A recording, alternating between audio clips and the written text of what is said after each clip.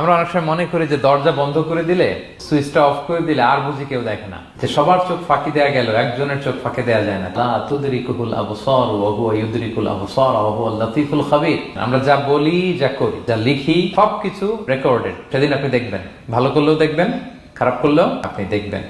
কারণ সবকিছু লিপিবদ্ধ হচ্ছে, সংরক্ষিত হচ্ছে। সূরা ইয়াসিনের 12 নম্বর আয়াত, আল্লাহ বলেন নাকতুবু মা কদ্দামু ওয়া আসারহুম। তারা যা আমল করেছে আমি লিখে রাখি, ওয়া আসারহুম, এবং যা তারা দুনিয়ার জন্য রেখে গিয়েছে তাও লিখে রাখি। এনি অ্যাকশন, এনি ইফেক্ট দে লেফট বিহাইন্ড, সাদাকায়ে জারিয়া বা গুনাহে জারিয়া। ওয়া নাকতুবু মা কদ্দামু, নিজে যা আমল করলাম আল্লাহ বলে এটাও লিখে রাখছি।